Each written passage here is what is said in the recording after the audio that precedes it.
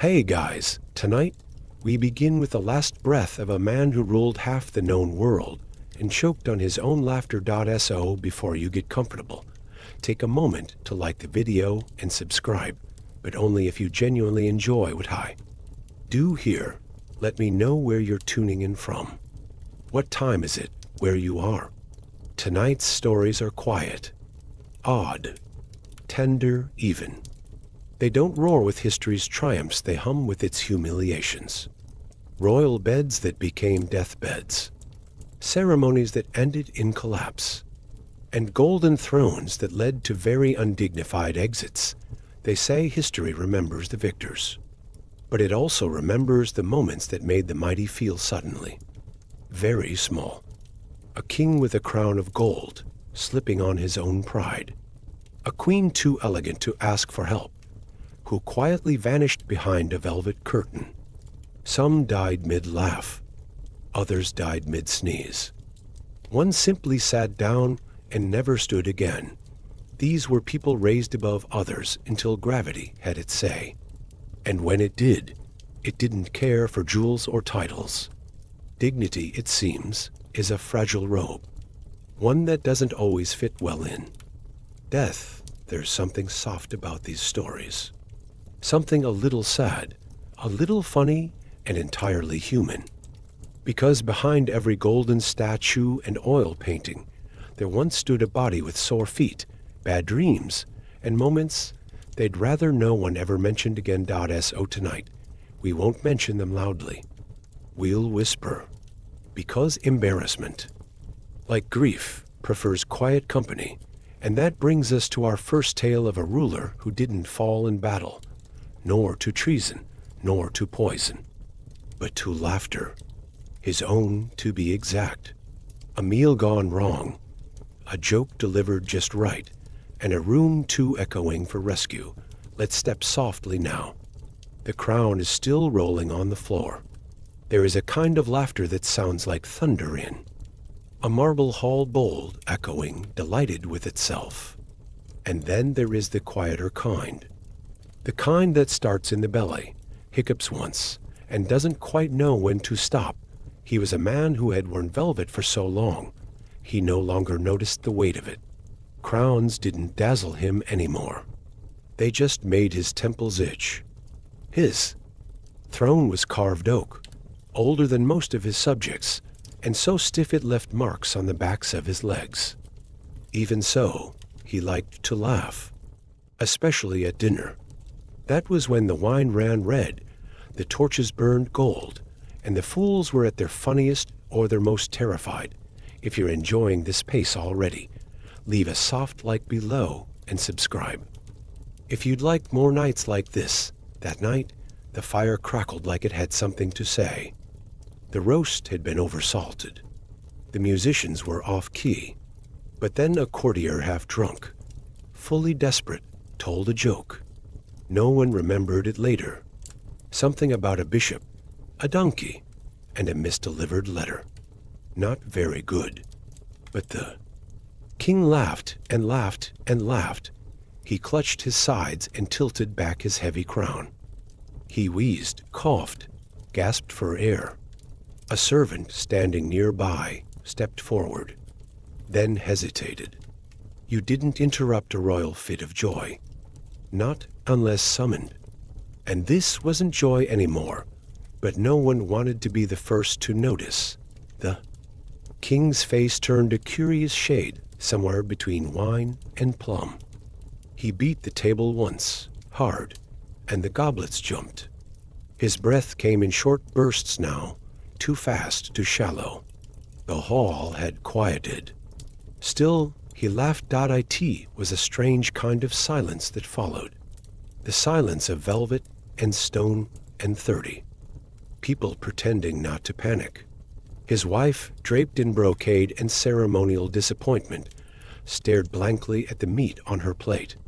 Someone cleared their throat. The jester lowered his cap. He died like that. Mid-laugh, mouth open, eyes glistening with a joy that had nowhere else to go. The physician arrived long after the moment had passed. He checked the pulse, the lips, the purpling throat, then announced what everyone already knew, though no one dared say it aloud. The king had laughed himself to death.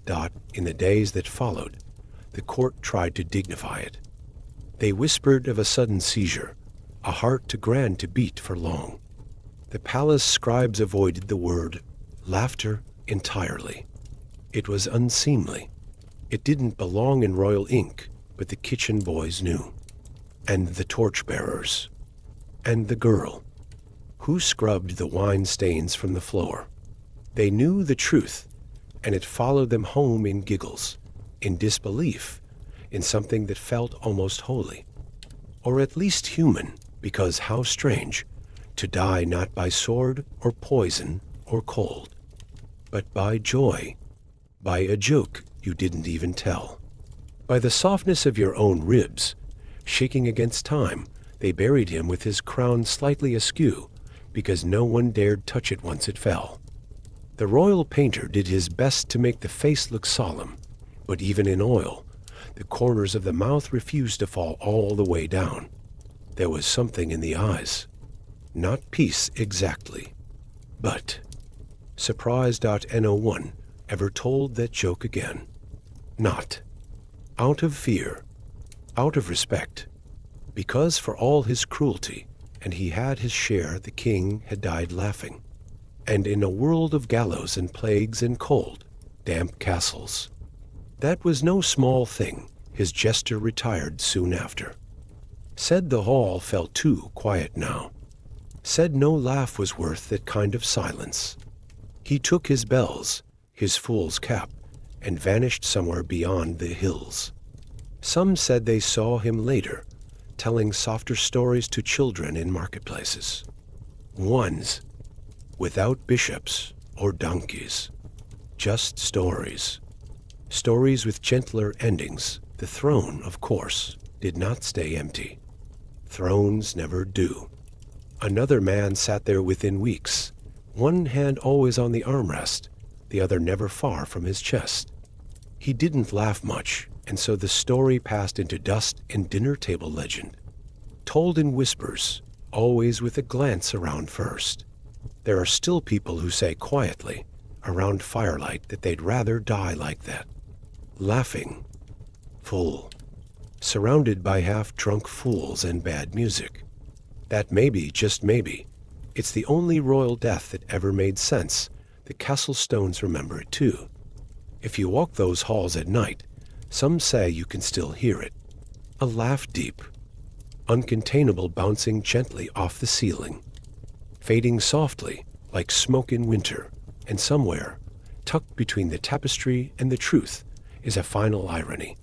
For all his grandeur, his speeches, his laws, his wars, the only thing anyone remembers clearly is the way he laughed. And the way. He stopped. No1 raised a toast at the funeral. It didn't feel right. But as the wind brushed past the stained glass windows and rattled the candelabras just slightly, a few thought they heard something, a chuckle. Quiet. Unapologetic. And that brings us to another crown, another room, another final breath taken in the most unexpected place. They had lit the hall with tall orange tapers that night, their wax trailing slowly down iron sconces, softening the stone shadows.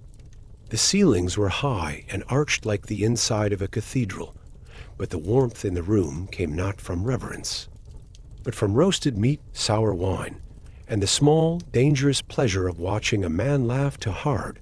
The king's face, ruddy from drink and age, glowed as if the candles had taken a liking to him. His doublet strained at the middle from many winters of feasting. And in his chair carved too richly, padded too little, he leaned back and howled at a joke no one else found particularly clever. If you're enjoying this pace already, leave a soft like below and subscribe if you'd like more nights like. This.it had come from a courtier. Young, eager, nervous in the way that makes hands fumble goblets. A clumsy attempt at wit about a bishop, a donkey, and a mix-up involving a poorly timed blessing. Not a good joke. Not a wise one, either. But it arrived at just the right moment when the king's mood had ripened like a pear, heavy and soft, ready to split. He roared. He clapped the table with a ringed hand that made the silverware dance. He tossed his head back, exposing a thick, creased neck like raw dough.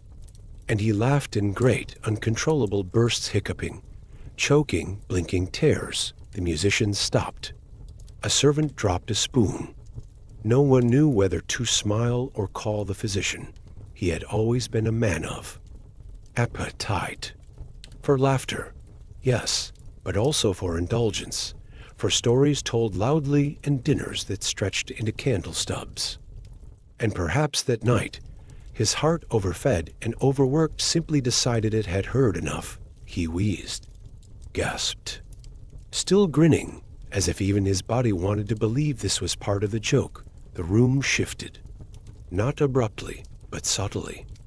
Like a shift in weather you can't name, only feel in your skin.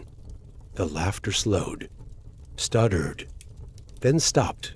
He slumped out a tea first. No one moved.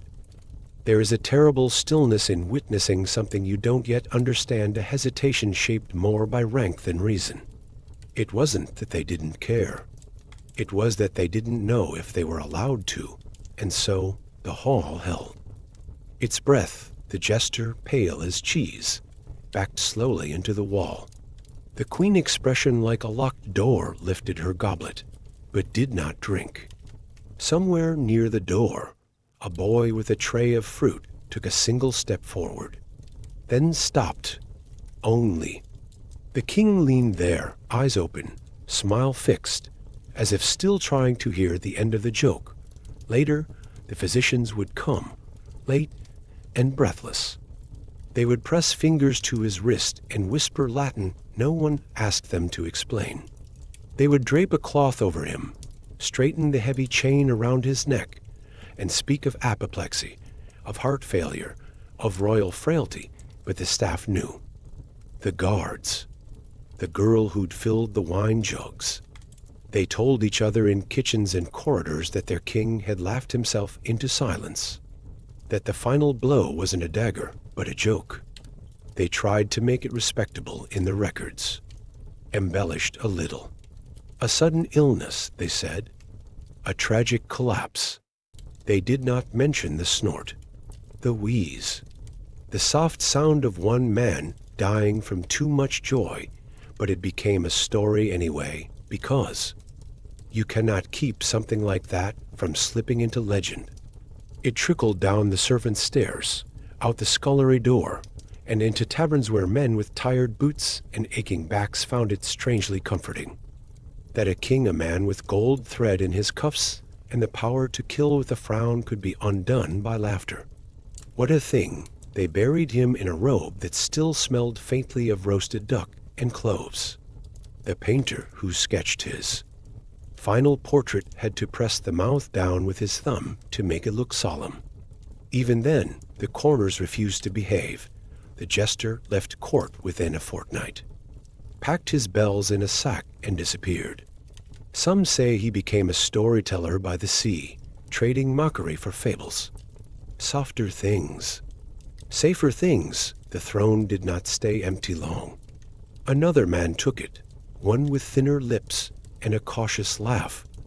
He preferred silence, they said, preferred his meals without commentary, and still the echo lingered in the corners of the hall, behind the embroidered drapes, in the gaps between floorboards where spilled wine still stained the wood of memory.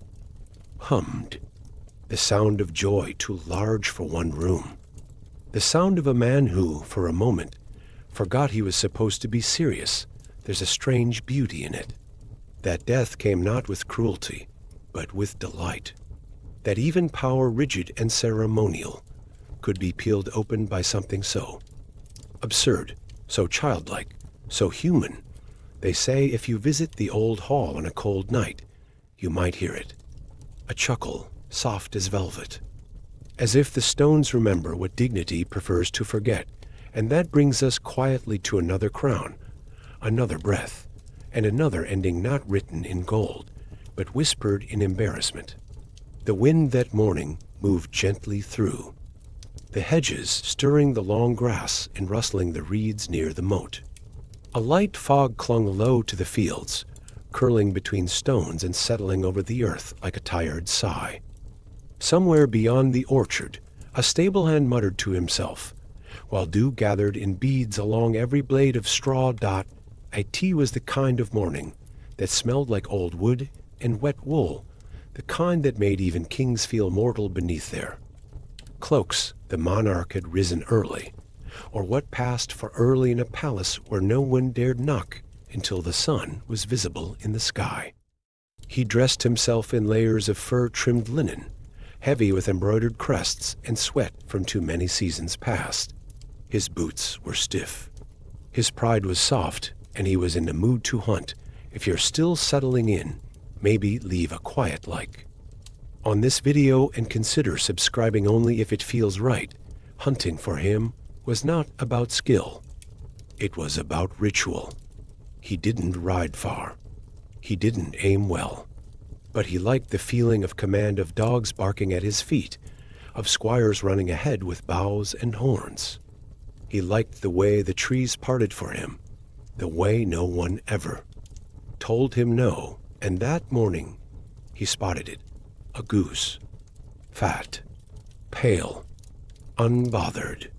It stood near the edge of a low pond, head tilted slightly, as if considering him not with fear, but with mild irritation. It did not flee. That perhaps was its first insult. He raised his arm, pointed, ordered it caught. The men hesitated. A goose was not noble game, but they obeyed, as they always did. The chase was not elegant. It never is with geese. There was splashing, slipping, yelling, feathers. The king dismounted in a huff, wading into the shallow reeds with boots that sank slightly at the heels. His cloak dragged behind him like a sodden flag. The goose hissed once, and then it bit him, a sharp, fast snap right at the leg, through wool into skin. The king shrieked, slipped, fell. His pride landed first and hardest. He was helped up quickly, of course, wrapped in blankets, led back toward the castle with murmured comforts and downcast eyes. The goose was not pursued further. It had won, and no one dared say it. They dressed the wound with herbs and oils, the way they always did, with more faith than certainty. It was small, red, barely a mark, really. But within days, it changed. The leg grew hot, swollen. His steps slowed. The stairs seemed taller. The servants were quieter.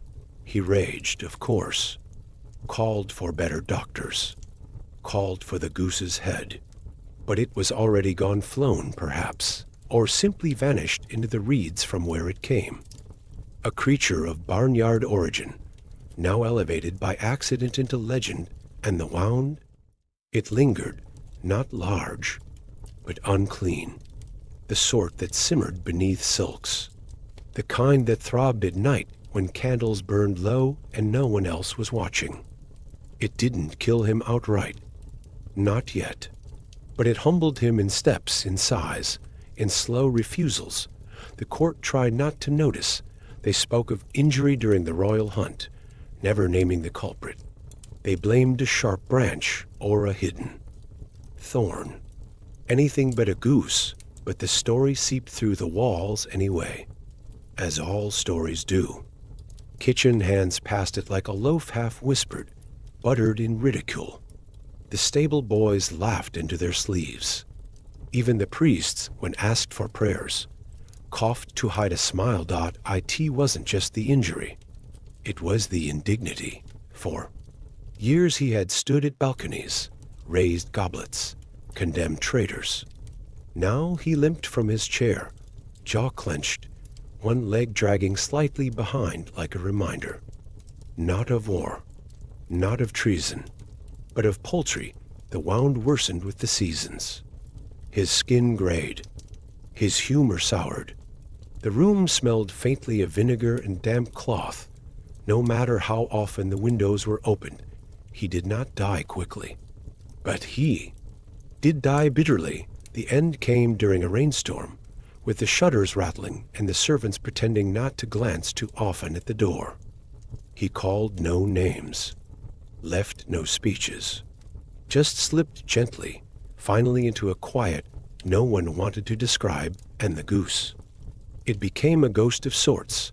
Children carved its likeness into bread crusts. Artists painted it behind bushes in royal portraits. Some claimed it still lived near the pond, old and fat and smug, waddling through the reeds like it knew something others didn't, but mostly it lived in silence in the places no one dared speak to plainly.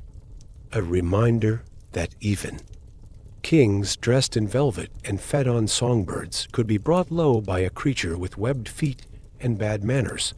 He was buried in splendor, of course. Marbled tomb, gilded epitaph, flowers carried by pale boys with too wide eyes. But beneath it, all beneath the words and the incense, and the slow chant of mourning, the court remembered, not the battles, not the policies, just the limp, the hiss, the bite. And that brings us softly now to another ending, born not from beasts or war, but from something even more human, embarrassment, festering beneath silk. It was a heatless kind of day, thick, sour, and slow. The palace air was full of cloves and candle wax, and something else harder to name. A kind of waiting. Curtains hung heavy and unmoved. The servants padded quietly in soft shoes. Somewhere in the grand dining hall, a spoon rested on the edge of a porcelain bowl untouched for hours. He had eaten too much again. The emperor, they said, loved abundance the way a child loves cake without measure, and with both hands. His robes had been widened twice this year, his chairs discreetly reinforced. His belts, they no longer buckled at all. He preferred ropes, now gold ones, braided and decorative, but ropes nonetheless. He did not walk far anymore, but he presided. Over feasts mostly, rows of gilded platters, dishes salted and stuffed until the kitchen steamed with exhaustion, fruit in towers, cream thickened with eggs, wine so sweet it clung to the tongue like velvet. And he consumed it all with the wide-eyed devotion of a man convinced he was too beloved to burst. But even love has its limits, and no one knows exactly when it began. Perhaps after the oysters, or the candied goose, or the fermented milk custard. The one served in a silver bowl, he demanded be carved with his initials. What is known is that he shifted in his seat. Once, twice, then leaned forward with the strange urgency of a man who has never done so quickly. He clutched his belly, and for the first time in a long while, he did not speak. There was no scream. Only a sound wet and terrible, like something unstitching itself from the inside. They say it was internal. A rupture. A collapse of organs too tightly packed, too long abused. His body, long padded by feasts and praise, had quietly failed to make space for itself, and so it burst. If you're enjoying this pace already, leave a soft like below and subscribe if you'd like more nights like this. The silence that followed was not respectful. It was stunned. Guests froze, mouths half open. A young servant dropped a tray. The jester took a single step back, then another.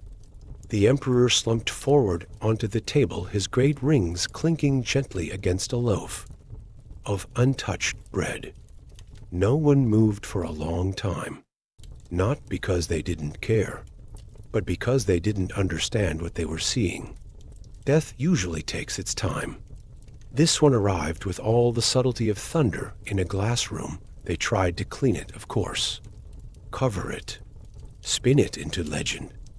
They blamed his heart, or his breathing, or even a poisonous date whispered in palace corners by those who found the truth too indelicate for royal ears. But word spread, the cooks knew, the servants whispered, and the rumors wandered beyond.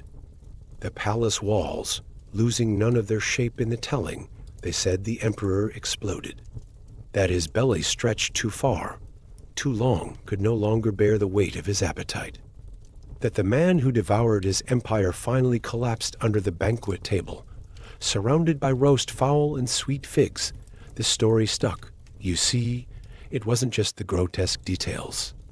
It was the symbolism, the extravagance turned inside out, the reminder that no matter how golden the throne, the body still obeys its own rules, quiet, biological, unsentimental. They buried him in a white silk shroud, tightly wrapped and perfumed with herbs. The tomb was sealed quickly. No procession, no pageantry, just a handful of cautious nobles whispering prayers no louder than the wind. The painters who later depicted him in frescoes omitted the end entirely. They showed him standing, stern and regal, pointing toward a horizon he never reached. His robes were slimmer, his hands clean, his legacy sanitized, but in kitchens and bathhouses, the truth fermented like old fruit. They laughed, not cruelly, but softly, the way people laugh when the mighty fall in ways they themselves might understand. Not from sword or betrayal, but from wanting too much, from taking too long to listen to their own bones. And perhaps there was something strangely comforting in that the emperor who once dined beneath chandeliers, who bathed in oils and wore slippers made from swan feathers, left the world with nothing more than a noise and a mess. The throne remained. It always does. Another man sat there soon after, slimmer, quieter. He introduced smaller meals, shorter ceremonies. He removed the sweet wines from the menu and quietly asked that all chairs be inspected. Just in case, the palace never spoke of it again, but the marble floors remembered, and the table long since scrubbed and revarnished still bore a faint, uneven patch near the center. Not a stain exactly, but not quite clean either, and that brings us slowly now to another end, not carved in stone, but in softness. Stretched too far. A life that burst, quite literally, under the weight of its own indulgence. There was a time when gold wasn't just for spending. It was for showing, for wearing, for weaving into robes, melting into goblets, even pressing into ceilings so that a man could look up while he ate and see his own grandeur shining back down at him, and for one king a man with far more pride. Then patience gold was something else entirely. A solution, a belief, a cure. He had grown up in a world of symbols, and nothing symbolized power quite like gold.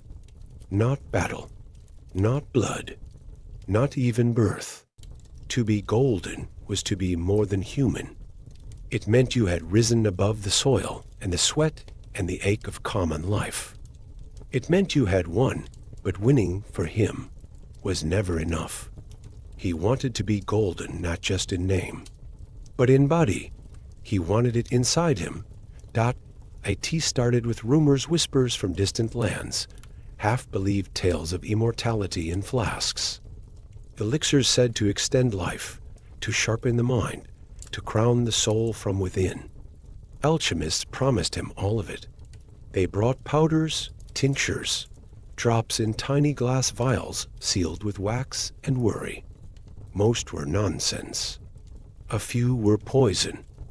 He drank them all, and then one brought him something new, a liquid, thick and glimmering, with a shimmer that caught the torchlight like riverlight on coin. It smelled faintly of metal and honey. They called it potable gold, gold you could drink, gold that could make the divine part of you permanent. He smiled, he drank, and the gold drank him back. It wasn't fast. That's what made it cruel. The first sips made him feel strong, or so he said. He walked with more confidence. ate more slowly, smiled like a man who knew something others didn't, but his skin began to pale. Not the way illness looks. Paler than that. His fingers tinged yellow. His lips lost their color. His stomach began to ache. He drank more, because what do we do when the cure begins to hurt? We assume it hasn't worked yet. The servants noticed first. The way he sweated, even in cool rooms. The way his rings no longer fit, yet he refused to remove them. The way he would pause, sometimes halfway through a sentence, as though searching for the right word behind a wall only he could see, and still he asked for more. If you're enjoying this pace already, leave a soft like below and subscribe. If you'd like more nights like this. The alchemist grew pale, too, though for different reasons. He tried to stop the king. He suggested dilution, alternatives, perhaps something herbal instead. But the king dismissed him with a glance and a cough that tasted of metal. It ended, they say, in his bedchamber, not with a shout or a cry, but a whisper. A servant brought water and found him sitting up, eyes wide and blank, mouth parted just slightly. There was no breath, no struggle, just stillness. His body, they discovered, was heavy, more than it should have been. Not with grief, not with legacy, but with the very substance he had worshipped. The gold was in him now, in his blood, in his bones. Perhaps in some awful way, he had finally succeeded. They dressed him in silver that day, not gold. It was. Said the gilded thread against his skin had begun to tarnish. The physicians did not know how to explain it. And so they didn't. They muttered of heart trouble, of divine withdrawal. Some said he had been cursed. Others simply looked away, but the kitchen staff said it plainly. He drank gold until he couldn't bleed. There's something sad about that kind of hunger. A craving not for food or love or even peace, but for permanence. For proof that you are more than passing flesh. That you can, through enough effort or potion or will, become the thing you wear, but no robe lasts forever. And no man, however rich, can outlive the body he tries to decorate. They buried him in a white tomb, veined with quartz. Not marble. He had once said marble was too dull. The tomb has no name now. But on some nights, if you press your ear to the stone, they say you can hear it hum faintly, like a coin spinning forever. And what of the alchemist? He vanished, fled the court.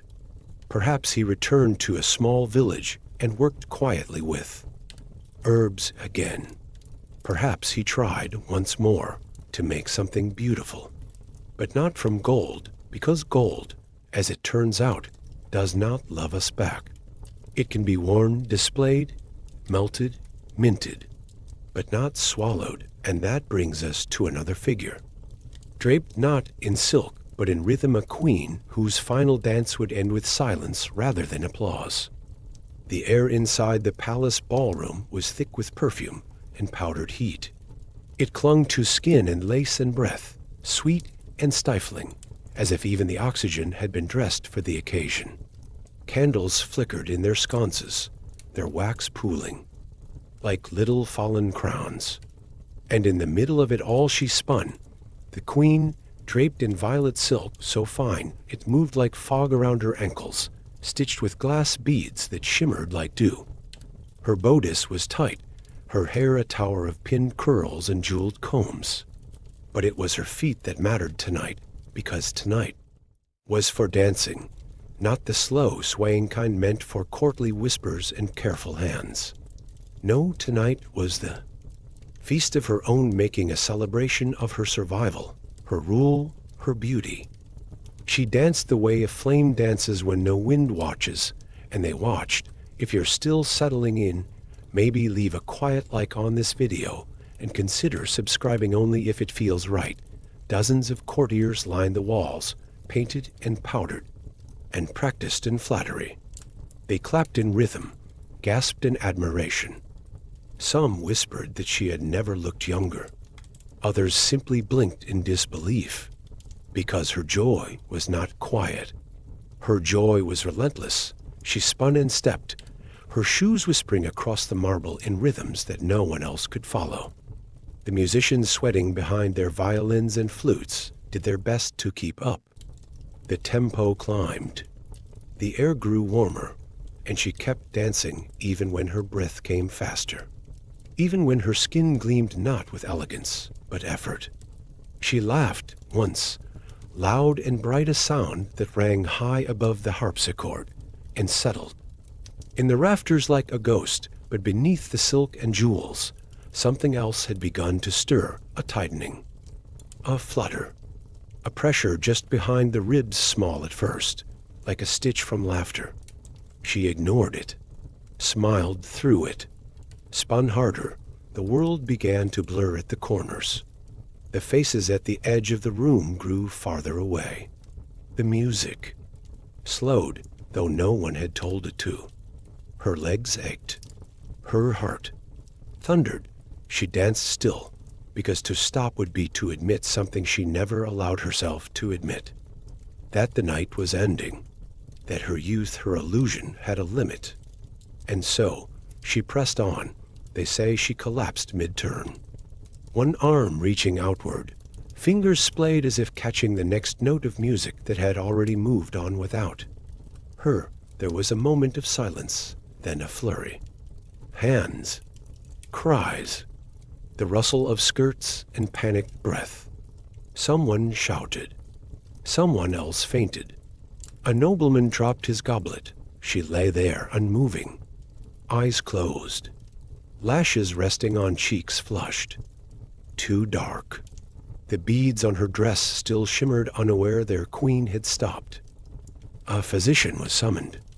He arrived late, as they often did, and made a show of kneeling beside her.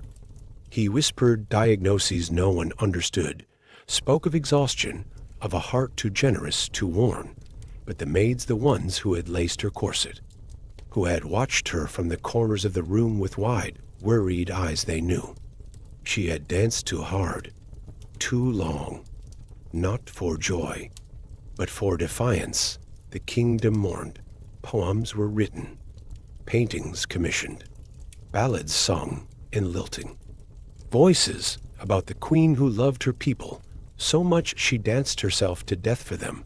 But the truth, spoken only behind chamber doors, was quieter. She had danced for herself, for the mirror, for the fantasy that she could keep spinning and the world would never notice the wear. They dressed her body in white, finally. No color, no weight, a single pearl placed in each ear. She was laid to rest with a fan folded over her chest, and her shoes the ones that whispered across marble like water tucked at her feet. The musicians did not play again for weeks. The ballroom was scrubbed, aired, left dark.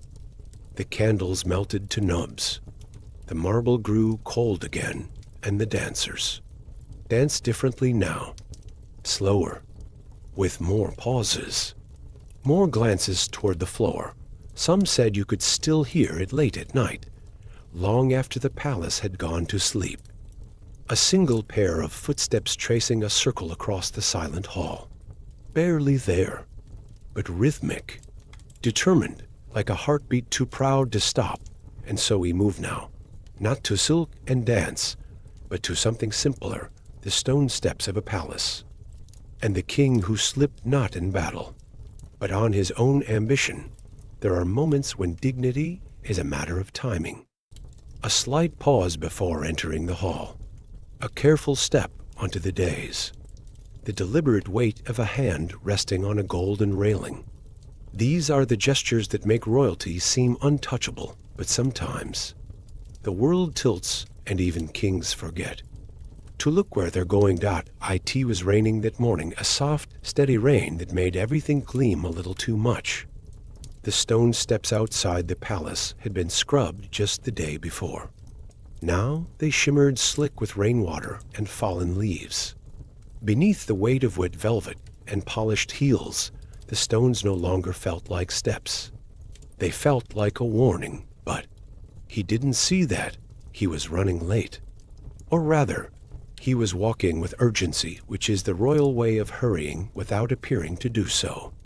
His robes trailed behind him, hem already darkening from the drizzle.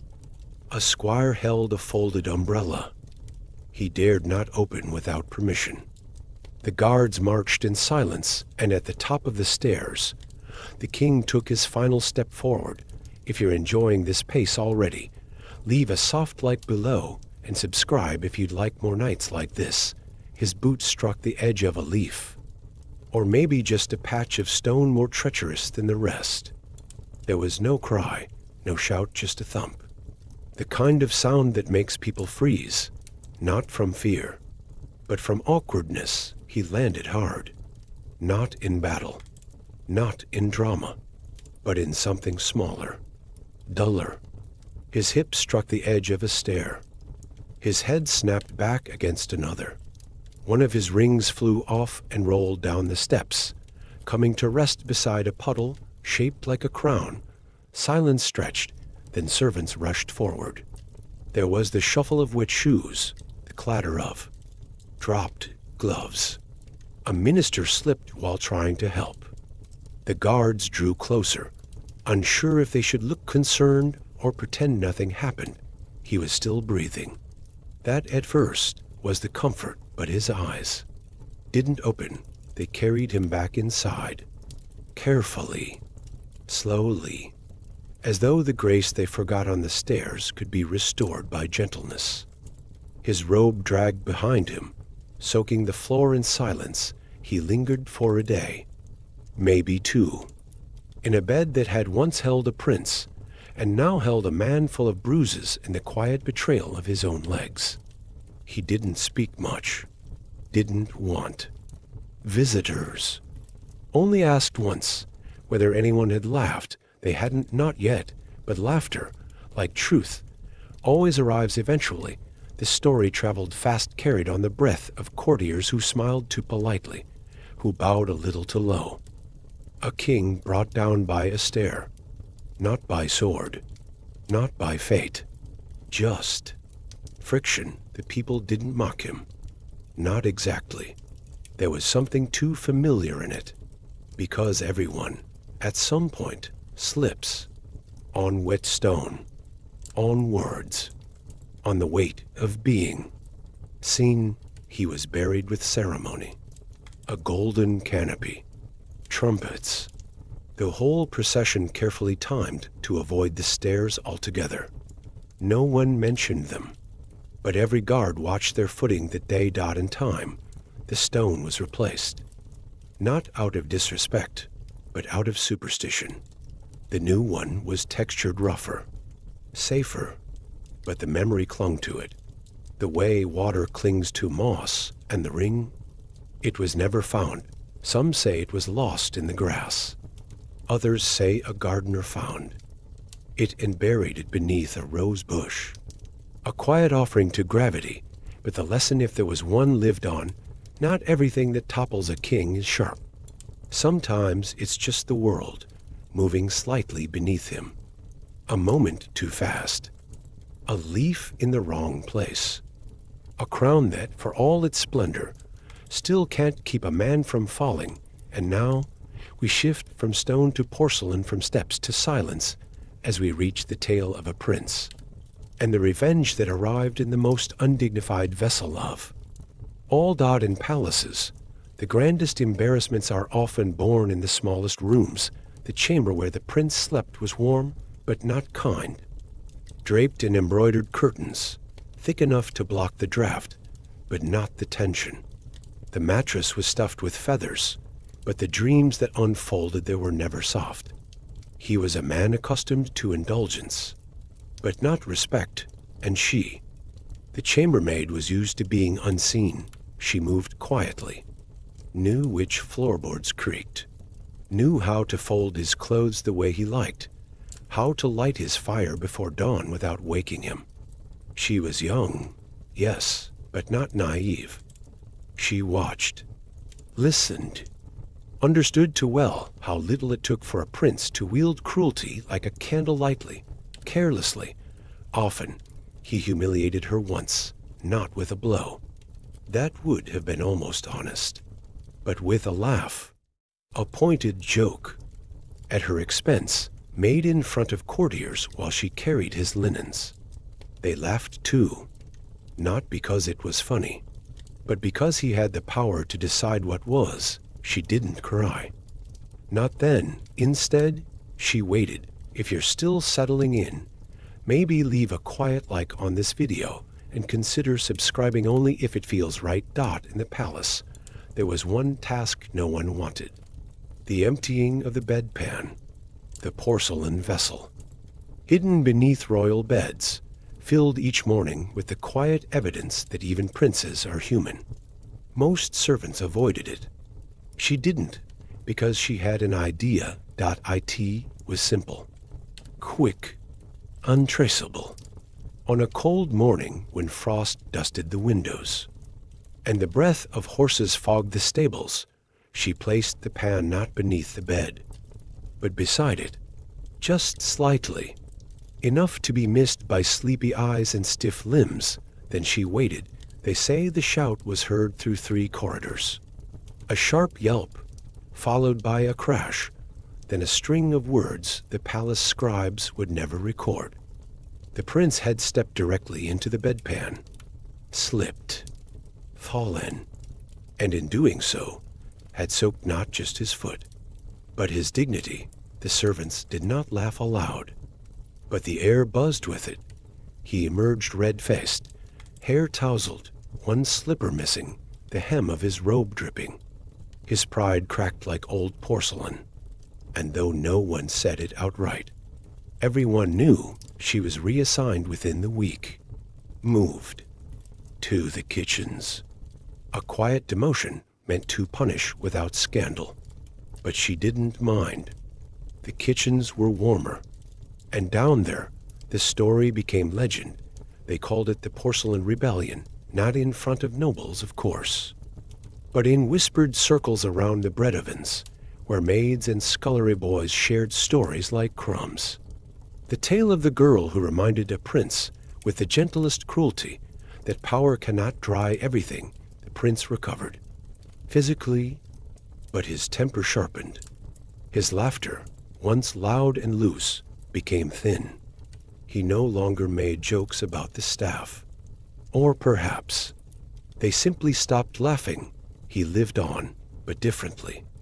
Wore thicker slippers, watched where he stepped, trusted no one to prepare his chamber alone, and perhaps that was the true revenge, not the fall, or the mess, or the bruises, but the knowledge that someone once got close enough to humiliate him and did.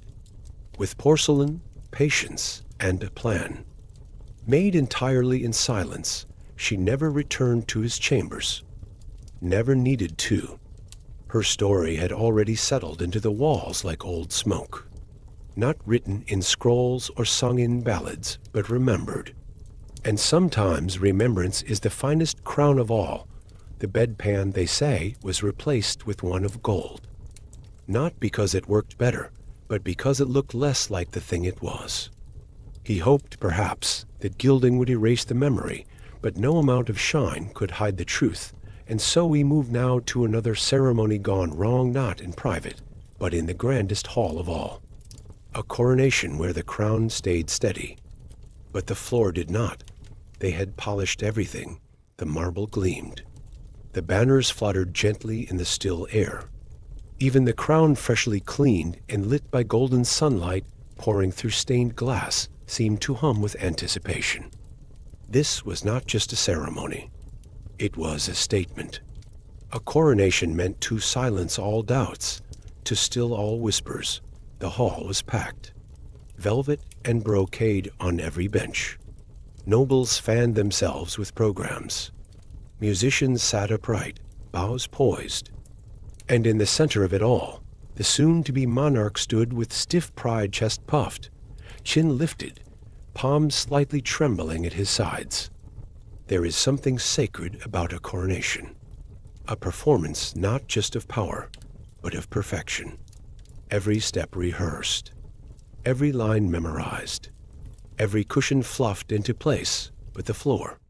The floor was older than all of them, if you're enjoying this pace already. Leave a soft like below and subscribe if you'd like more nights like this. It had been laid generations earlier, stone by stone, beneath the feet of kings and queens who never looked down. And perhaps it resented that, or perhaps it simply gave in finally to the years. The tiny cracks, the weight of too many boots and expectations. Because as the new monarch took his place directly over the royal seal etched in faded gold, the floor groaned. It wasn't loud. Not at first. Just a soft, brittle sound, like old wood sighing in the attic. A few heads turned. A few lips tightened. But the ceremony continued until it didn't, until the stone beneath him split. It wasn't dramatic, not a chasm, not a scream. Just one step too far, one boot too heavy. And then, in an instant, the monarch disappeared up to his thighs. Gone from view, swallowed neatly by the ancient floor, like a coin dropped in mud, gasps rippled through the room like water. The high priest stuttered mid-blessing. The musicians froze mid-note. Someone near the back clutched their pearls not in grief, but confusion. He wasn't hurt. Not badly. A scraped shin, a bruised ego. But that didn't matter, because in a room built to witness elevation, he had sunk. They pulled him out awkwardly, robes torn at the hem, crown still clutched in both hands like a drowned relic. The silence that followed was too loud. Even the tapestries seemed to look away. He tried to stand tall again, tried to finish the ritual. But the magic had shifted. A coronation is a fragile thing. It depends not on truth, but belief. And belief once cracked echoes. The floor was repaired, of course. That very evening, in fact. New stones laid. Reinforced. Blessed. But it was too late. The image was already carved into memory. A ruler swallowed by his own ceremony. He ruled, yes. For years, in fact. But there was always a shadow at his feet. A quiet joke passed in the halls. Watch your step, they'd say, smiling too politely. The crown is heavy, and the crack? It returned. Not visibly, but in whispers. In rumors that he was cursed. That the earth itself had tried to reject him. In time. The court stopped speaking of it. But the servants didn't. Nor the guards who had pulled him free, nor the boy who cleaned the stone dust from his boots. They remembered the look on his face, not pain, not fear. Embarrassment, because some wounds don't bleed. They blush, and so we leave the fallen floor behind, stepping carefully now into a story where scent replaced sense and a perfume bottle became a vial of quiet disaster. He was a man who loved appearances. Not just his own, though he spent hours in front of polished glass, adjusting collars and oiling his curls, but appearances in general. How things looked. How things seemed. How rooms smelled. His court smelled of oranges in winter and lavender in spring. No chamber, no corridor, no throne cushion escaped his attention. Scents mattered to him. They softened sharp corners. Masked decay, suggested power without having to raise one's voice, and so it was fitting, or perhaps ironic, that the end came in a bottle no larger than a pear. It was a gift wrapped in silk, presented on a tray by a noble with eyes too wide and fingers too stiff. A glass vial, stoppered tight, filled with something golden and faintly glimmering. A new scent, they said, from the east. Rare, exotic, fit for a man of such refined nostrils. He opened it immediately, held it to the light, smiled, inhaled deeply, and said nothing for a moment, then again deeper, longer. His eyelids fluttered slightly. A pleased sound escaped his throat, half sigh, half purr. Then silence. The bottle slipped from his hand, shattering against the marble. The scent, once concentrated, now bloomed, spreading across the room like fog. He collapsed backward, limbs elegant even in descent, if you're enjoying this pace already. Leave a soft like below and subscribe if you'd like more nights like this. The guards rushed in. Servants followed. One fainted from the smell alone. Another vomited. The room filled with whispers, then coughing, then the sound of boots trying too hard to tiptoe. They tried everything. Cold cloths, herbs, frantic prayers. But he did not stir. His lips darkened. His skin paled. His hair, still perfect, curled slightly from the warmth of the room. The physician was called. Late as usual. He sniffed the air once, then again, and paled. This was not perfume, he said softly. This was poison. A soft gasp followed, not because it was a surprise, but because it was real now. Because the bottle had smelled beautiful. Because he had smiled when he died. The investigation lasted weeks. Accusations were made. Arrests followed. But the truth? It never quite surfaced. The noble who delivered the gift vanished. Or was vanished. The perfume maker was questioned until he wept. But no solid answer ever arrived. Just the scent. Faint. Lingering. Stuck to the drapes. The cushions. The hallway stones. His chamber was sealed. For a while. Then opened again. Quietly redecorated. The curtains burned. The rugs replaced. But the memory that remained, because there was something deeply human about it, to fall not in battle or betrayal, but because you breathed in beauty too eagerly. He was buried in rose oil. A final joke, perhaps, or a tribute.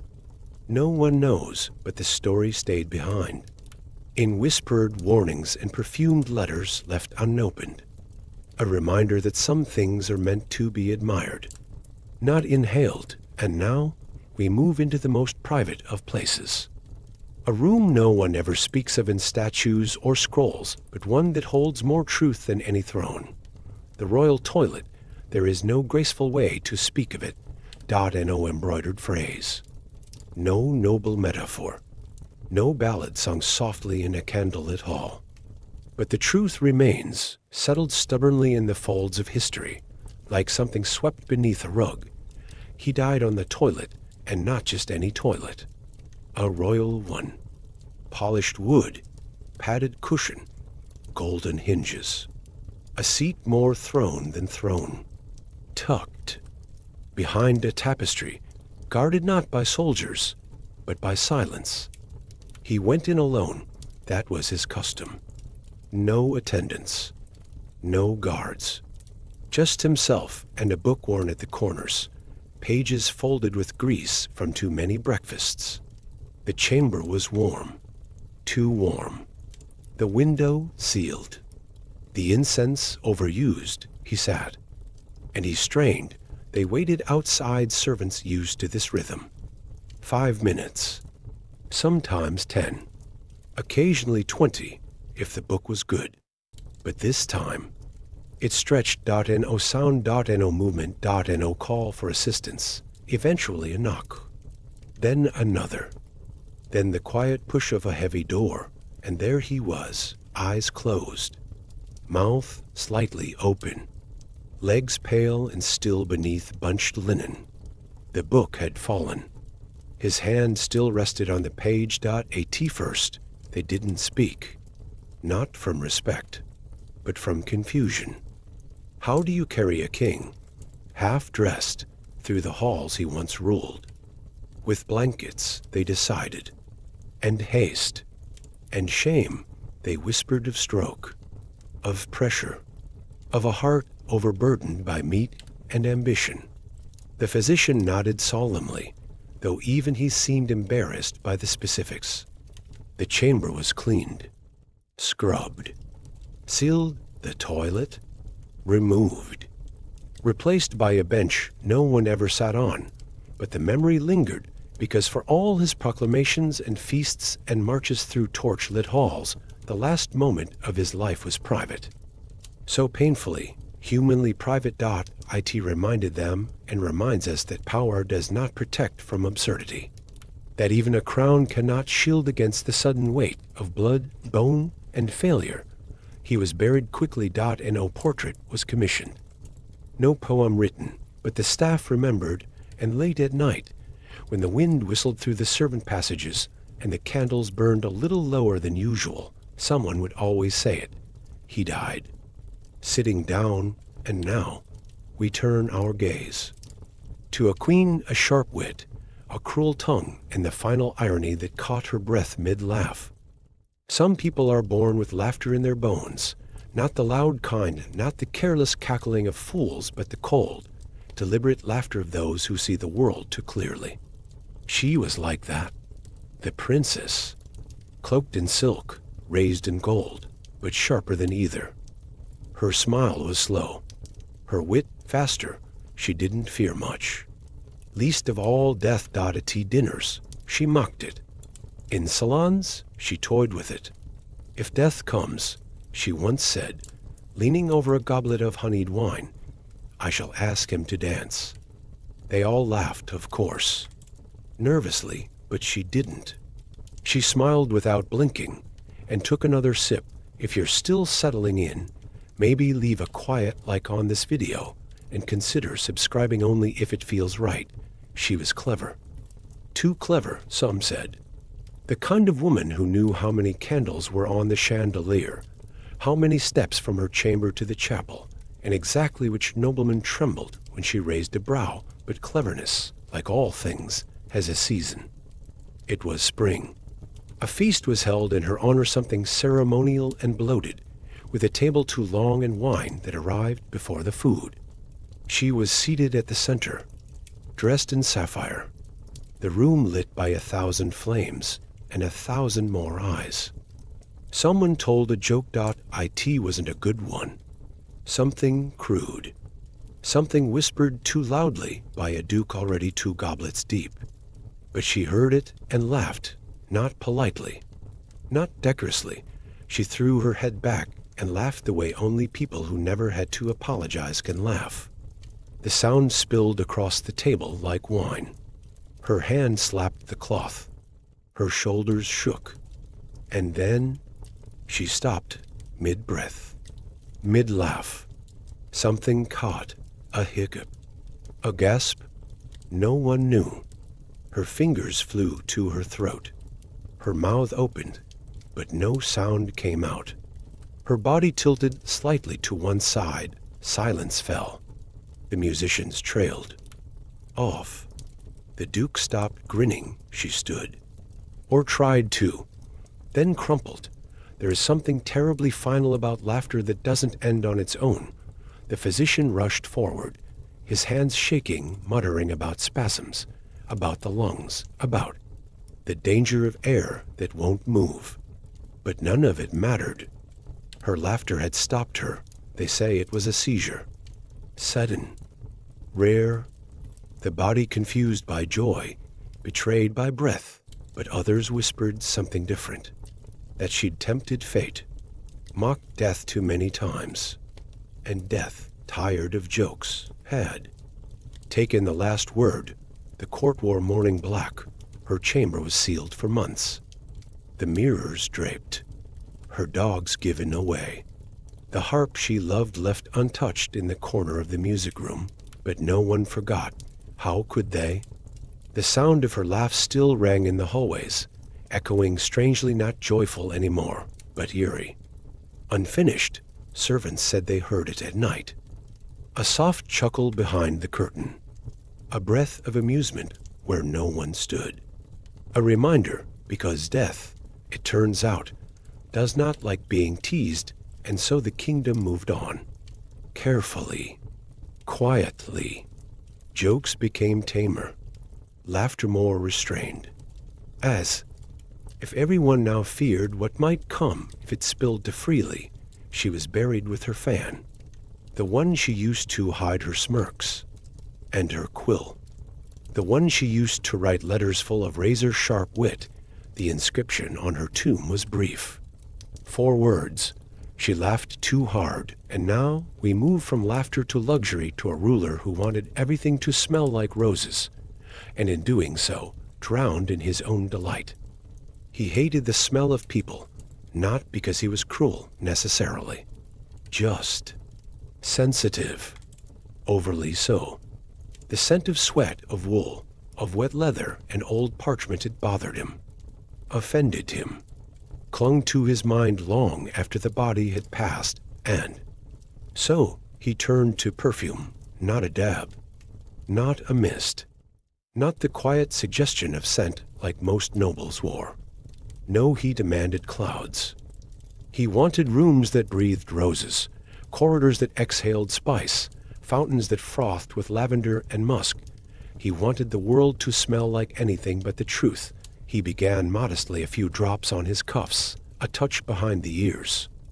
But soon it was soaked gloves, doused linens, scented scrolls sealed in oils. No room escaped. His throne was misted before he sat. Visitors were warned to bathe in fragrance or stay away, and then came the baths. If you're enjoying this pace already, leave a soft like below and subscribe if you'd like more nights like this twice a week. He would retreat into a chamber lined with marble and mirrors. The servants poured perfume into the steaming waters until the scent hung thick in the air, rising in golden vapor. Rose oil, orange blossom, a touch of cinnamon. The air shimmered with it. He would lie there for hours, breathing it, soaking in it, letting it fill every pore, until one day it filled something more. The attendants noticed first that he hadn't called, that the steam was rising too slowly, that the door, when opened, released not warmth, but an eerie stillness. He was there in the center of the pool, unmoving. His skin gleamed. His hair floated gently around him. His face held no fear, just peace, but he wasn't breathing. They pulled him from the water, hands slipping on oiled skin, laid him on rose-scented towels. The physician was called, but the physician said little. Because there was little to say, he had drowned, not in water, but in luxury, in his own invention, in the very thing he thought would purify him from the world. They tried to blame a fainting spell or heart failure, but the truth clung to them like the scent clung to his robes, impossible to wash away. The perfume was disposed of, bottles shattered, oils dumped into the earth. But for weeks the palace reeked of him, every breath filled with his memory. The bath chamber was sealed. Some say the marble there still holds the scent, like a ghost. Not haunting, just lingering. A sweetness that turns sour when you breathe too deeply. His tomb was plain, unscented. No flowers, no incense, just cold stone, and the silence of a man who loved the illusion of beauty so much. He forgot to come up for air, and now we step from perfume to procession to robes and firelight, velvet and gold, and a ceremony where the show itself became too much to bear. There are rituals so old that no one remembers why they began, only that they must not be changed. The crowning of the fire-blessed monarch was one of them, a ceremony steeped in symbols, wrapped in incense, embroidered with expectations. It began before dawn, when the sky was still blue-black and trembling. The robes were laid out. The throne was polished. The coals beneath the brazier were lit, and the monarch draped in fur, cloaked in velvet, his skin already damp beneath the weight of it all, was told to breathe slowly and show no weakness. He had practiced. Of course he had.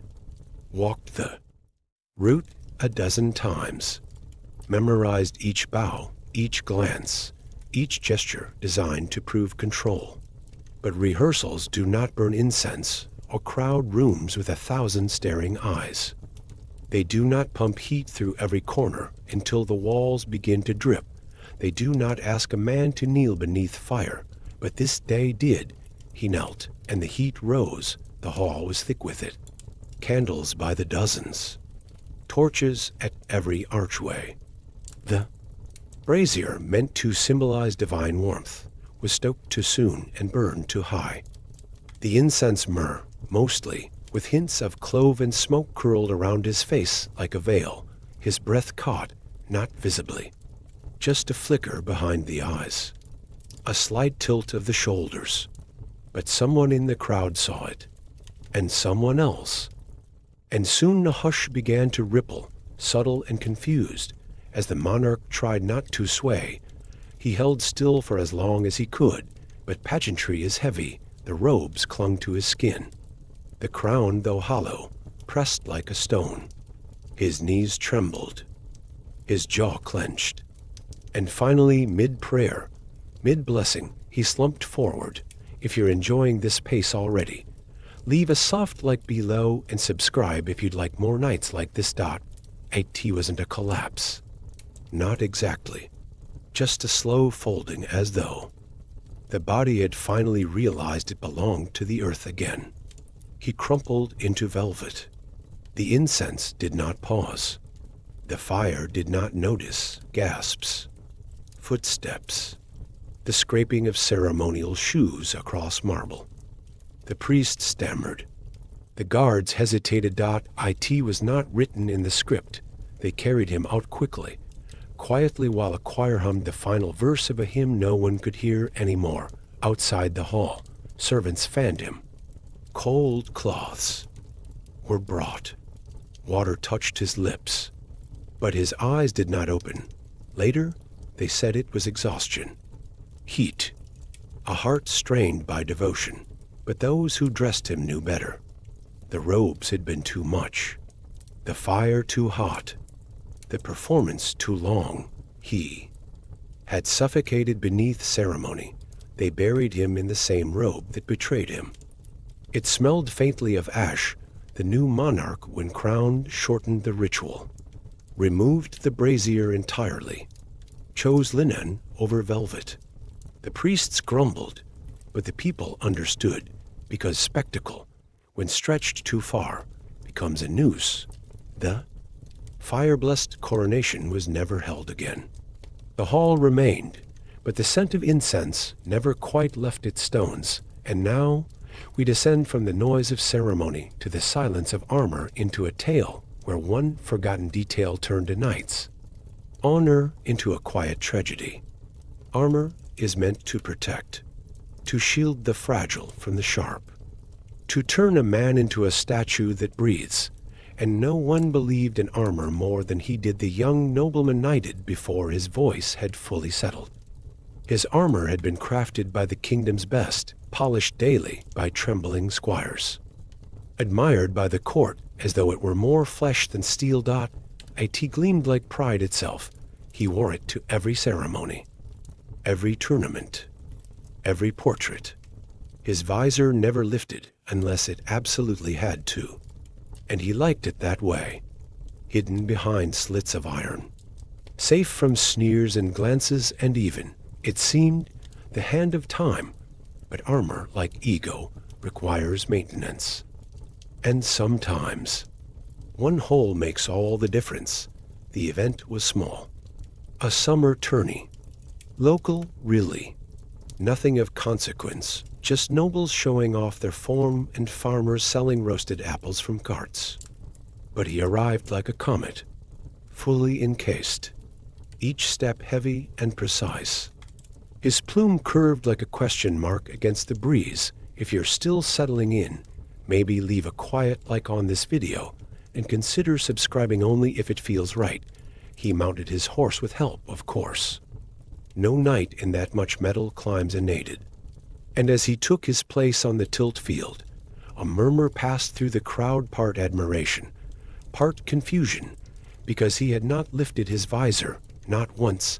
The other knights chatted, adjusted their lances, wiped sweat from their brows. But he remained still, silent. Encased in his shining coffin of courage, the trumpet sounded. The crowd leaned forward, and the jousts began. He performed well. At first, he struck his marks, took a few blows, but nothing that dented more than pride. And yet, between rounds, something began to shift. He moved slower. His horse turned, more hesitantly. A squire offered water, but he waved it away. Whether out of vanity or stubbornness, no one knew. Then came the final round. His opponent charged. He lifted his lance, but halfway down the line, his arm faltered. He slumped. The lance dropped. The horse slowed, and the knight in all his shining. Silence fell sideways, landing with a hollow thud that rang louder than applause. He didn't get up. They rushed to him, removed the helmet with trembling hands. The visor was stuck, a latch jammed, and inside was stillness. His face was pale, drenched in sweat, his lips dry, his eyes wide. There had been no air hole. The helmet, newly reforged that spring, had been designed for appearances, not breath. And in the heat of summer, with nerves and metal, and the weight of trying too hard, his breath simply ran out. He had suffocated in his armor, not in war, not in battle, but in performance. They say the blacksmith was inconsolable, that he melted down the helmet himself, that he wept when he did, whispering it was meant to keep him alive. But armor does not care for meaning, only for weight. He was buried without the helmet, just a garland of laurel across his chest, and the faintest smile on his lips, the kind that looks like surrender. The jousts continued, of course. But after that, each knight tested their visor 3 times. Some removed them entirely. Some never returned, and in time, the tale became a quiet parable. Never seal yourself too tightly, even in glory.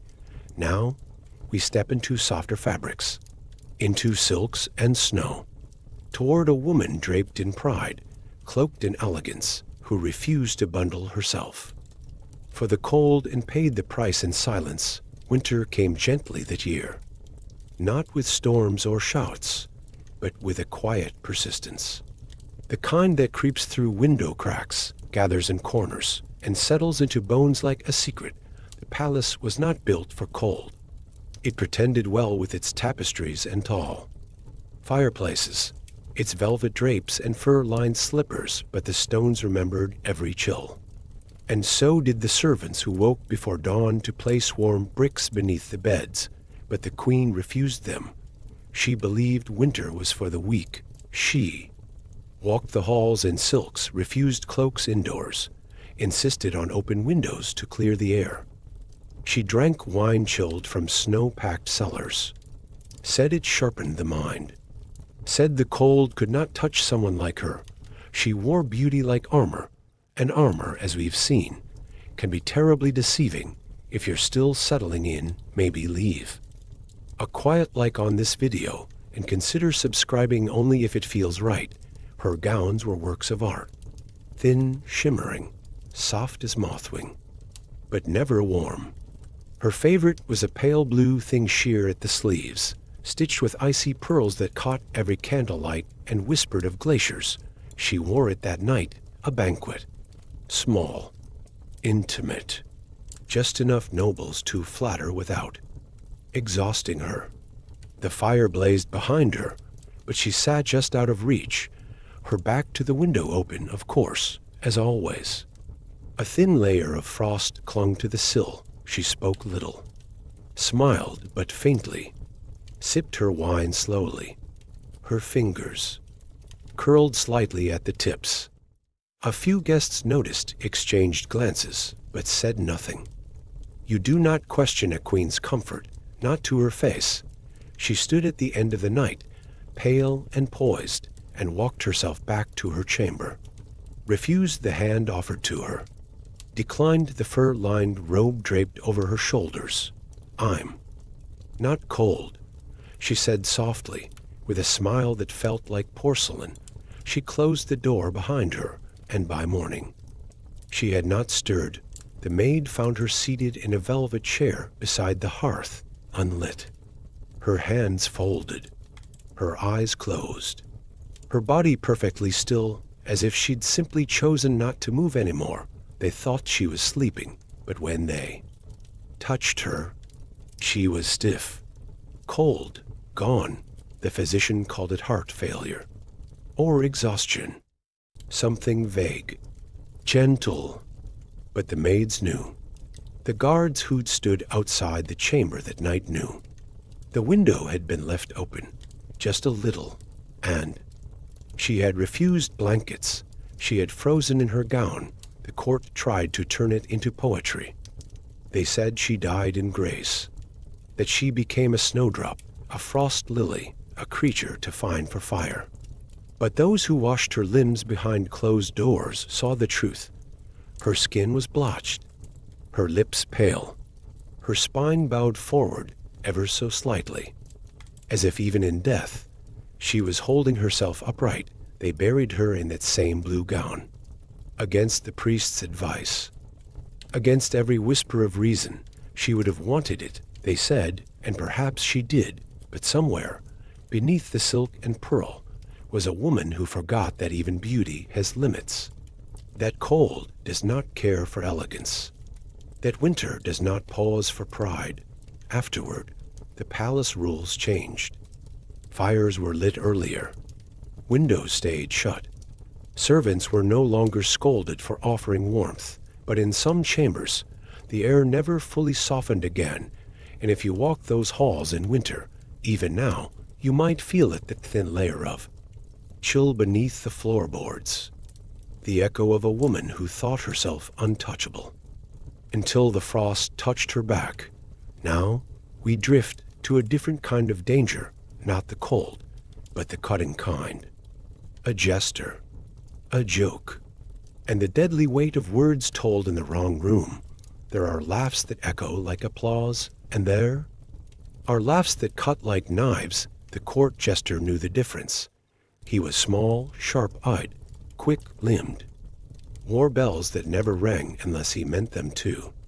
His voice could mimic ministers, impersonate queens, twist the words of generals into nonsense.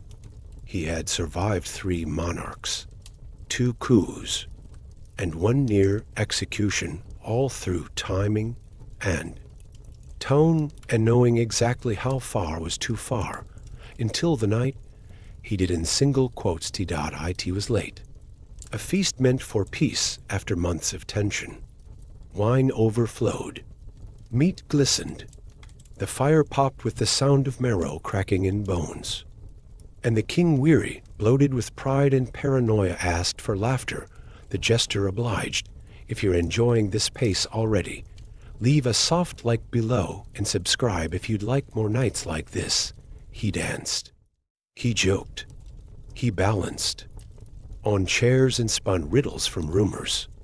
And then, as always, he leaned in, closer to truth. That was his talent. His danger, he made a joke about the treasury. A clever one. A quip about missing gold, about coins that vanished faster than enemies.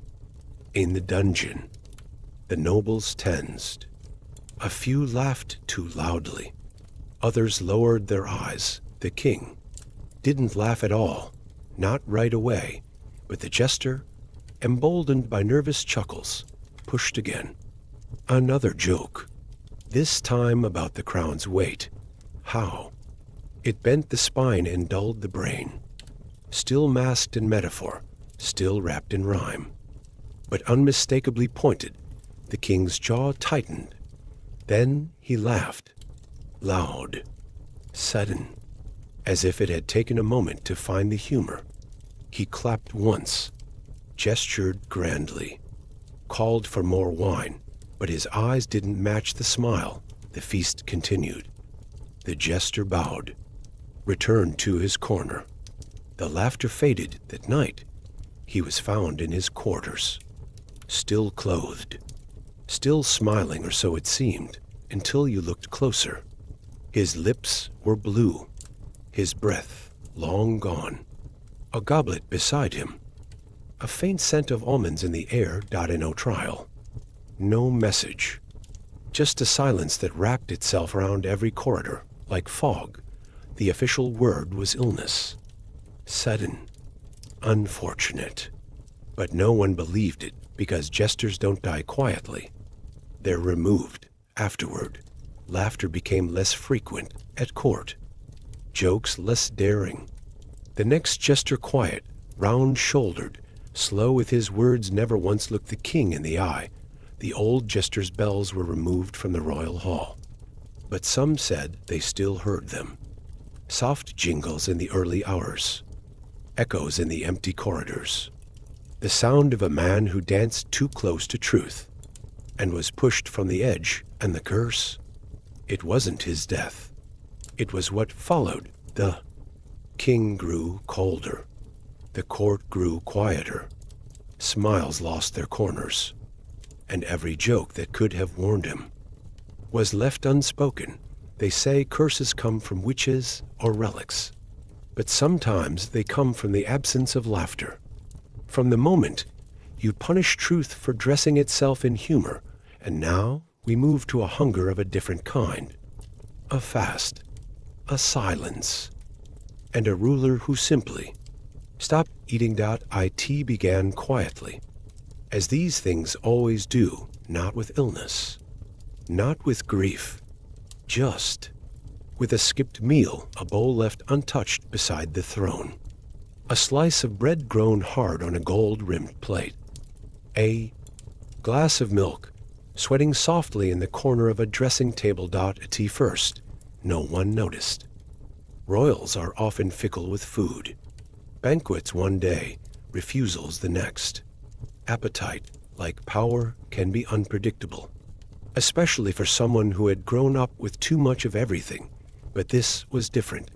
Day after day, meal after meal, remained untouched, and no one dared ask why.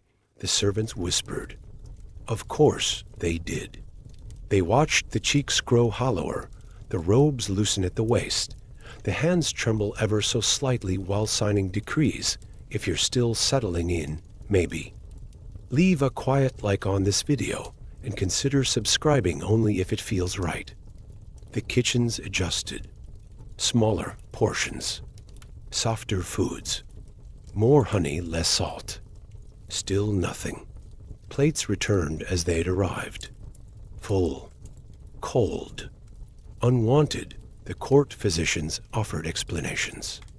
Stress, divine purification, the thinning of the veil between this world and the next. But when asked directly, the royal would only smile. I'm not hungry. The words were said gently, almost like a reassurance, as if the body, after years of indulgence, had finally grown tired of being full. No one argued. Not allowed. Not then, but hunger has a way of showing itself in the way a person moves, or doesn't. In the way they look at fruit, the way one might look at a memory. In the sound their footsteps make when the body begins to fade. There were no feasts after that.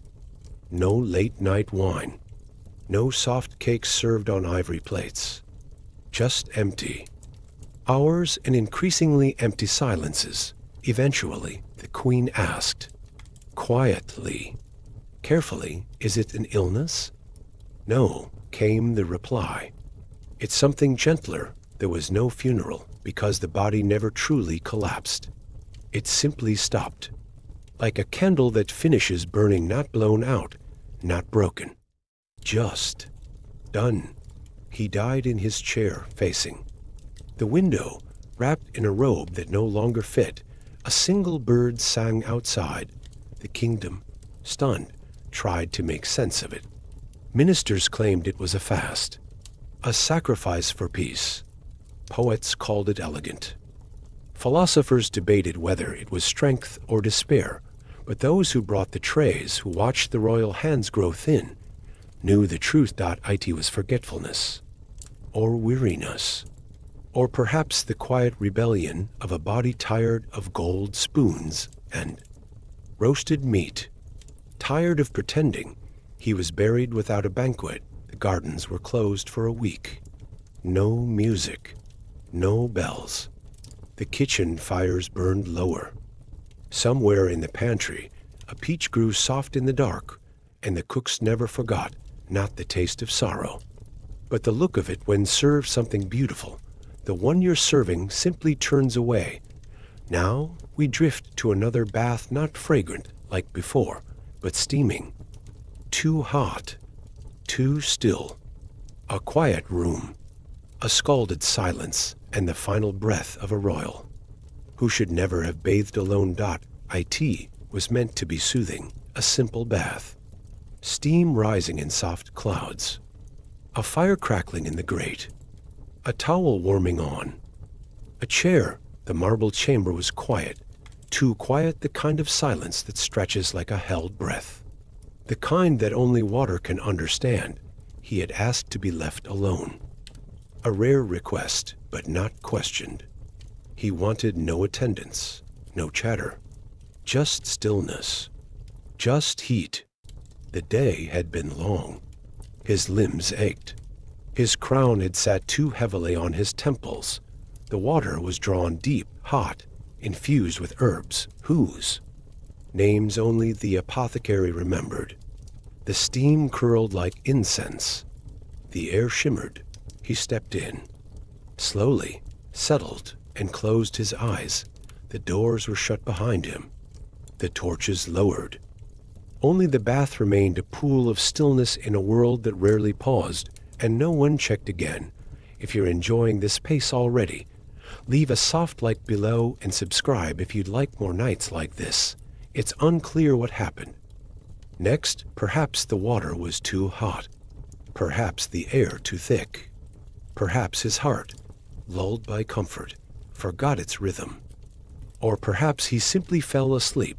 But what's known, what matters, is that when the maid came to collect the linens 2 hours later, the steam was still rising. And he wasn't. His head had tilted forward. His chin rested on his chest.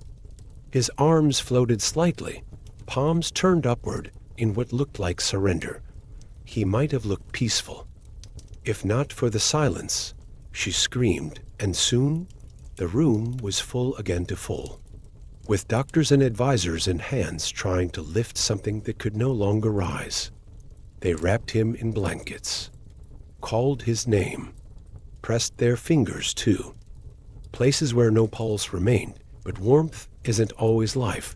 The physician whispered of heat stroke, of a fainting spell, of lungs that had forgotten how to rise above the steam. But others, the ones who knew him better, said something else. He had loved control, loved silence, loved privacy so much that in the end, it was all he had.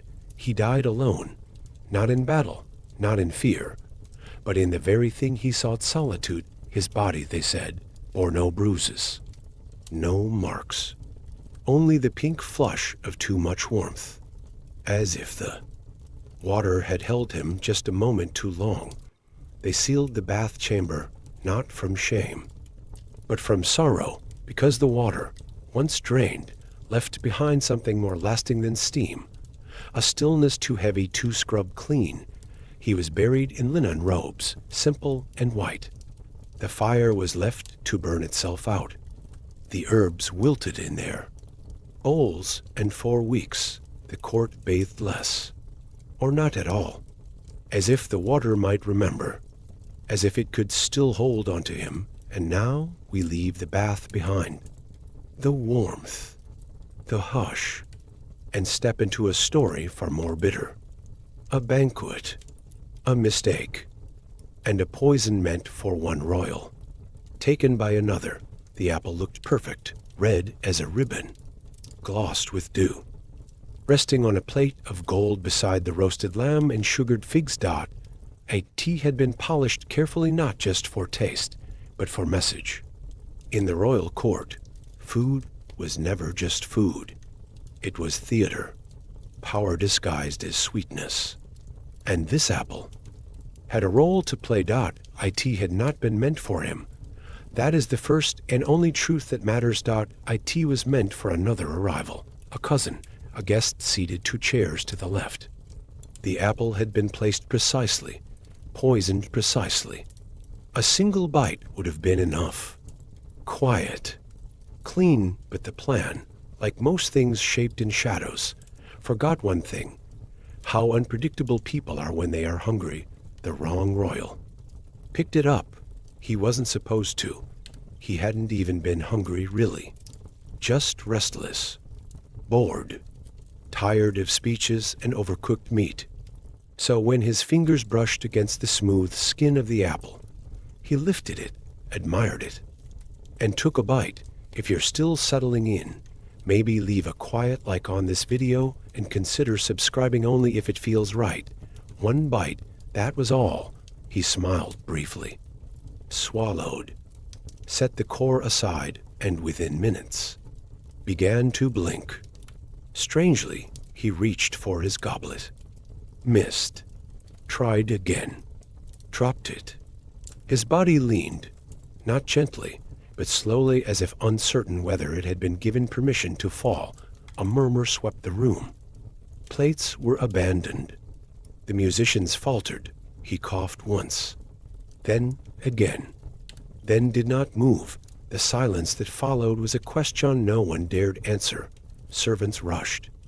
A physician appeared where from, no one remembered. The apple had vanished, they claimed. Or perhaps it hadn't. Perhaps it still sat there, bitten once, a crescent of teeth marks glowing beneath candlelight. He died within the hour. The cause was not confirmed. Not publicly.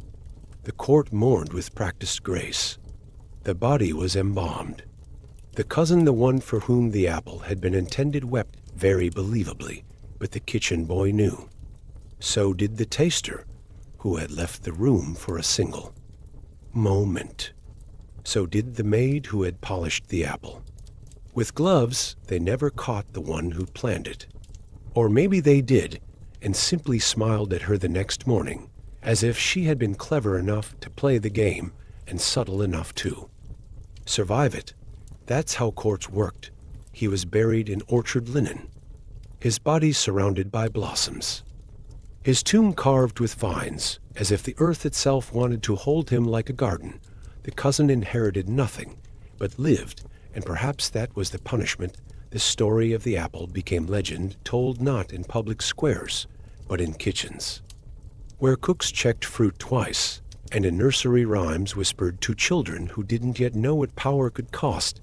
The apple, they say, still exists, locked away, preserved, or maybe eaten by a mouse that lived longer than it should have, but the memory lingers, because nothing tastes sweeter than what was never meant for you. Now we turn toward fabric, velvet, brocade, robes stitched with status, and one noble who loved them a little too much until they took his final breath.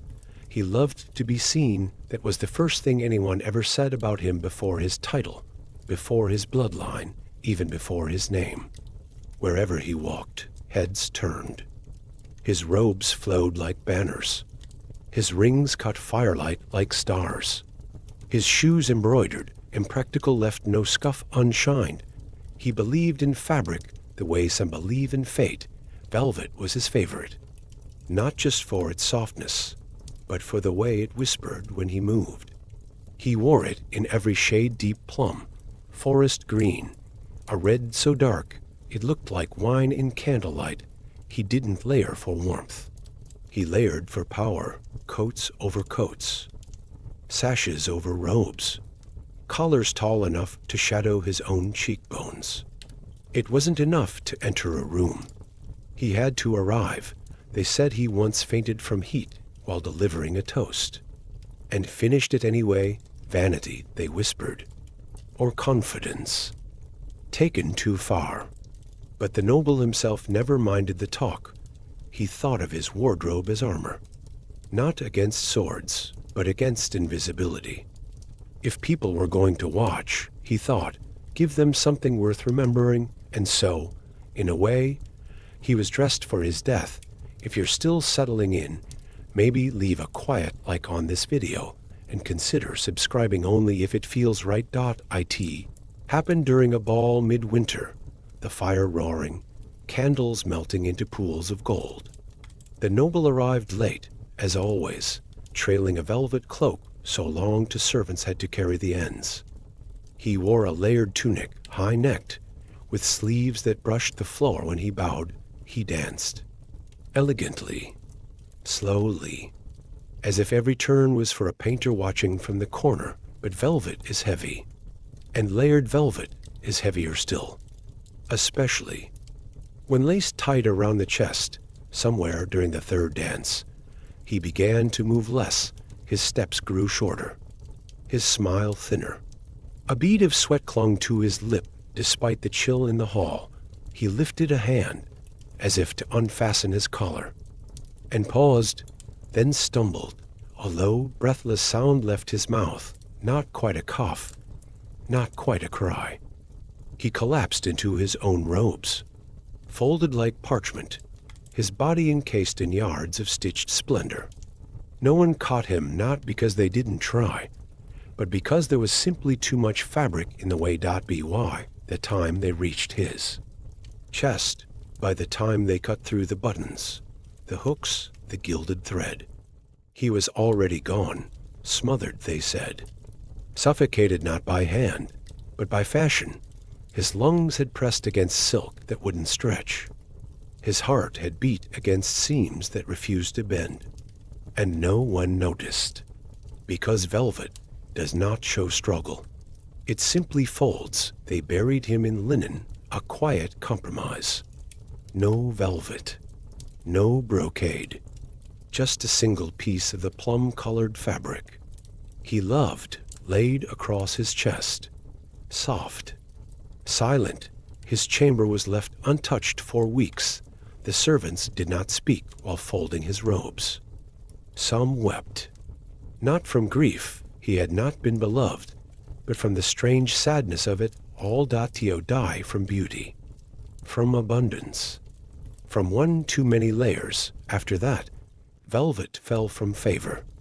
For a while, lighter cloths returned.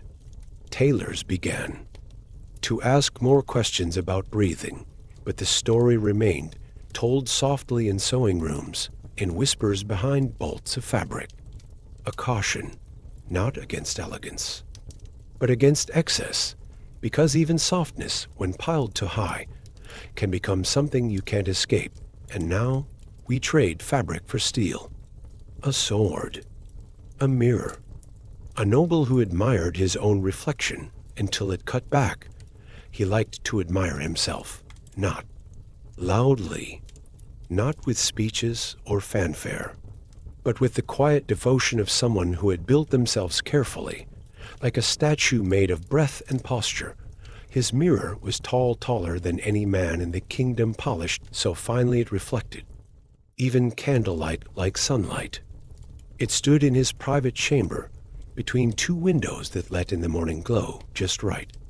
He often stood there at dawn, draped in silk, sword at his hip, head tilted slightly, studying the arrangement of himself. The sword, of course, was ceremonial, a gift from a visiting dignitary.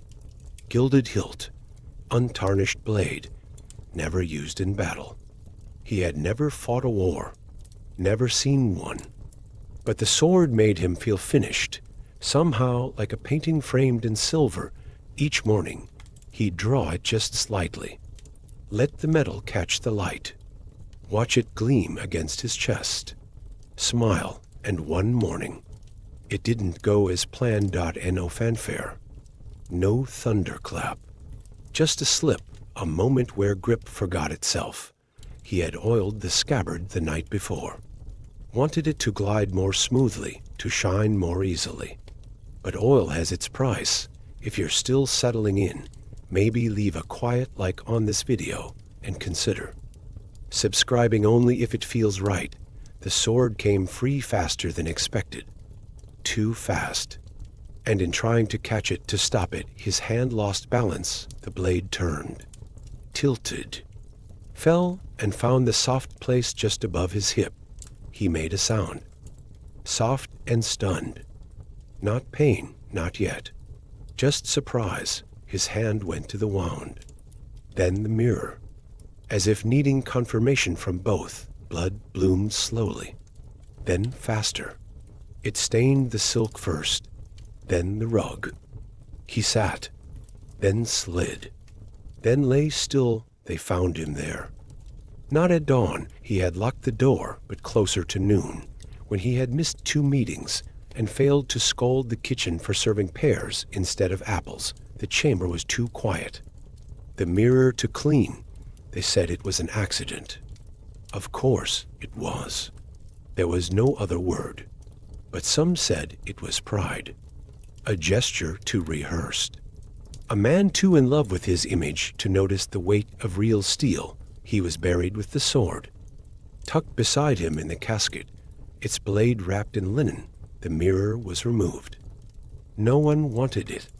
It was stored in the cellar, beneath a tarp that never quite stayed in place. Some said it cracked weeks later, for no reason at all, but the servants remembered. How he used to practice his smile before entering the dining room. How he tilted his chin just so when greeting guests. How he once asked the tailor to adjust his collar, because the shadow falls wrong in my reflection, and in the end, it wasn't war or poison or plot, just a sword. A mirror. A hand that moved too quickly for the body to follow. Now we near the final tale. One last fall. One last breath. A crown. That slipped before the monarch did dot. It didn't fall far. Just a small sound, soft, metallic, dull. A wobble. A tilt. Then a fall. The crown rolled once, maybe twice. Then stilled on its side at the edge of the days. No clang. No dramatic crash. Just the quiet confession of an object that no longer wished to be held. The king did not notice right away. He was seated, as always, at the high table, draped in gold and fatigue. The celebration had been long, longer than he'd expected. The speeches too warm, the meat too rich, the wine far too patient in its waiting. His head had lowered gently, like a candle leaning toward its own wax. And the crown balanced atop thinning hair, and too many thoughts slipped, not from chaos, but from gravity. It was the courtier who saw it first. A boy, really. New to the hall, new to the hush that follows strange things. He looked to the steward. The steward looked away, because something about the way the crown felt. Final, if you're still settling in, maybe leave a quiet like on this video and consider subscribing only if it feels right. They rose slowly, reverently, and moved to check. But by then, the king's chin had met his chest. His breath had stopped. His hands, once draped over the edge of the armrest, had stilled entirely. No cry. No spasm. Just a pause that never unpaused. The physician was called. He placed fingers where pulses hide, listened where breath should whisper, then nodded once, and the crown remained on the floor. No one picked it up. For several minutes, the room held its breath. The candles flickered without moving. The dogs by the fire stayed sleeping. It was as if even the stone understood what had happened. They eventually carried him out. The crown was lifted last, dusted, handled carefully. But it had already said what it came to say. Later, the scribes would write that he passed peacefully in his chair after a long and noble reign. They omitted the part where the crown fell first. That detail was too poetic, too honest, but in the kitchens and among the pages who watched from the shadows, it was all they talked about, not the king, not the cause, but the crown, because there's something deeply humbling about an object that was always held aloft, always above choosing, in the final moment, to touch the earth first. As, if it knew. As, if it had grown tired too, he was buried with ceremony. But the new king delayed his own coronation by 3 days. Said it was out of respect, but some whispered it was hesitation, because that crown now carried a story not of battle, but of surrender, not of violence, but of weight. And that brings us softly to the end. One final room, one final image, where all these strange, quiet deaths meet not in shame, but in silence. Crowns don't scream when they fall. They don't shatter like glass or explode like cannons. They fall quietly, tipping, rolling, settling with a hush you might miss if you aren't listening. History teaches us to think of royalty in terms of grandeur, trumpets, triumphs, legacies sealed in stone. But the truth, more often than not, is smaller, stranger, sadder. A laugh that goes too far, a stare missed by half a step, a chamber left too hot, a joke told one breath beyond safety, and behind all of it robes and ribbons and golden plates. Were people with headaches and insecurities and stubborn coughs they didn't want the court physician to notice. People who feared losing dignity more than life itself. People who, in their final moments, weren't conquering nations or ordering executions, but trying not to spill their wine. If you're still settling in, maybe leave a quiet like on this video and consider subscribing only if it feels right. We remember them now, not with mockery, but with something gentler. A kind of fondness reserved for stories told late at night, the kind that make you shake your head and smile softly in the dark, because there's something oddly comforting in knowing that even emperors slip, even queens forget their gloves, even the most commanding figures in the grand halls of power can find themselves undone, not by history's storms, but by its smallest breezes. A bit of goose feather, a misplaced apple, a robe too tightly laced. The stories blur over time. Names get lost, but the moments stay. The pause before a collapse, the silence after a laugh, the crown resting on the floor as if choosing its own way out. And maybe that's why these tales remain, not because they're sensational, but because they're familiar. Because we too have tripped, choked, overreached, overheard. We've worn things that didn't quite fit, said things we couldn't take back, tried to control something that didn't want to be tamed. And in their stories, we see our own just draped in velvet. They were royal, yes, but not untouchable. They coughed, they slipped, they lost their breath while laughing, they danced until their knees gave out. They tried to be eternal, and failed in the most human ways possible, and somehow that failure makes them feel closer. Not smaller, just softer, because the soft fall of a crown tells us something no textbook can, that power is heavy, that dignity is delicate, and that every throne is just a chair. Until someone doesn't rise from it. So tonight, as the candles flicker low and the room begins to still, let these strange, quiet endings keep you company. Let them hum in your memory, not loud, not grand, just gently, like a lullaby made of silken sighs. The kings and queens are gone. The halls have emptied. The echoes remain, not of orders, but of laughter, of soft collapses, of crowns falling like snow. And that is how history whispers when no one's looking. Good night.